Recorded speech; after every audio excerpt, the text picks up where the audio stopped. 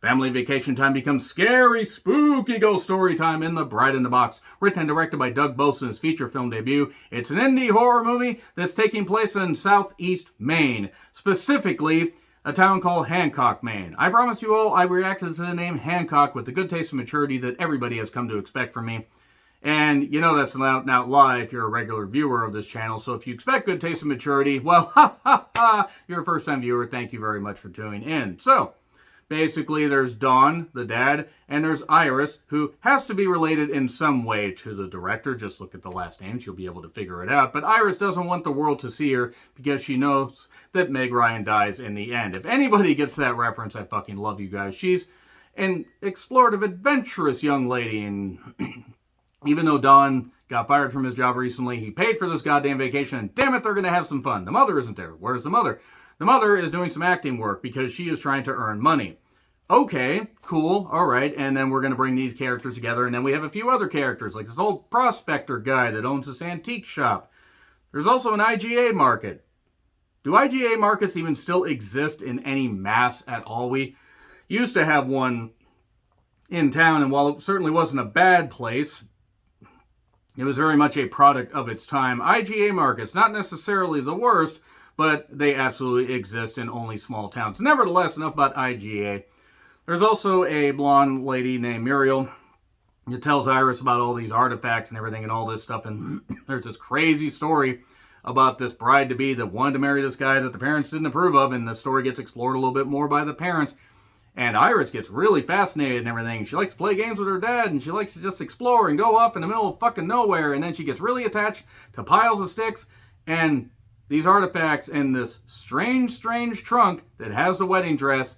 And there's obviously some weird shit going on, and the parents have to solve this mystery before their daughter might be history. This ain't DuckTales, bitch. Woohoo. Okay, so here's basically the story such as it is. The ghost story that is referenced in the description of the movie. Remember the bride-to-be that tried to get an old dress out of a trunk? She got locked in there and couldn't claw her way out. Congratulations, that's the fucking story.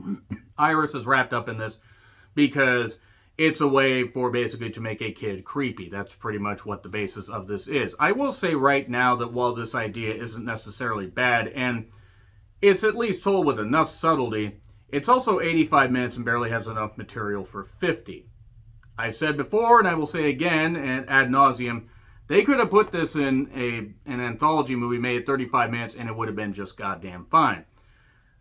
It's very, very indie, very, very, not even cheap. It's just very, very low production, but you can obviously tell there was some heart put into it.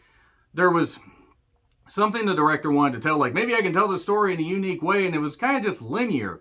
This is not the worst movie I've seen this year, but it's also aggressively fucking boring because the acting is not very good. I mean, I don't expect much from kid actors, but this wasn't particularly good. The haunting sequences really were not great. There was like one particular nightmare sequence early on where I'm like, oh boy, oh, ooh, ooh. And the thing is that you can figure out where the goddamn story's going. And there's no fucking surprises, no fucking bolts, jolts, suspense, nothing really. It's just there. It just simply exists.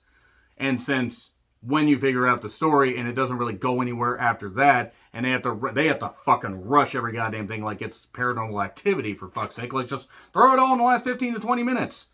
Literally, that's what they fucking do. The parents also are the worst fucking parents in horror movie, well, maybe not horror movie history, but some of the worst parents, at least modern horror movie history, because they argue a lot, their kid just wanders off, and then one cares, and then the other doesn't. And then they switch, and then they just do this. And it's not really very good. It's not very good at all. In fact, I'm just going to get into spoilers right now. It's about $5 on Amazon. There are worse things to see, but whatever. It is what it is. Let's get into spoilers already. 3, 2, 1. Spoilers. Okay. So basically, yeah, the bride in the box, there's that old chest that the old prospector guy couldn't clear out of the house, and they weren't ready to make it a vacation home, but they came up early, apparently, because this guy doesn't know how to move shit out. And then, Heather turns down a chance to go back and, get another role to make more money and everything. And then they argue more and more. It turns out Don got fired for getting angry at other people. And Iris just continues to be adventurous and go around and do all this stuff and everything and just wander off, go to this old shed, explore for stuff. Nothing really fucking happens. She ends up in the dress and ends up possessed in the last few minutes of the movie. The parents basically convince her, hey, you know, your other half, he would have been here, but that was a long time ago. Please let our daughter go. Please let our daughter go. And then she does. And then they have their daughter, and then it's fine. That's it. That's fucking it. There is not much to this. Like, I understood what they were trying to tell, but I'm like, really? There was not much to this, and I mean, I guess maybe I was too harsh on the acting. It's acceptable, but the movie itself is not very fucking good.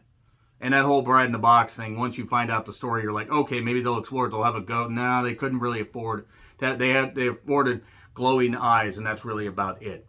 Is it the worst? Again, is it the worst thing I've seen this year? No. But is it good? No. It's not very good at all. I'm going to give it an F. I'm sorry, but not only was I bored, but I was kind of annoyed at some points. So there you go. That's it. F. Agree, disagree, what I said, like, share, subscribe, Twitter handle in the description. I'm John Retland. I'll see you soon.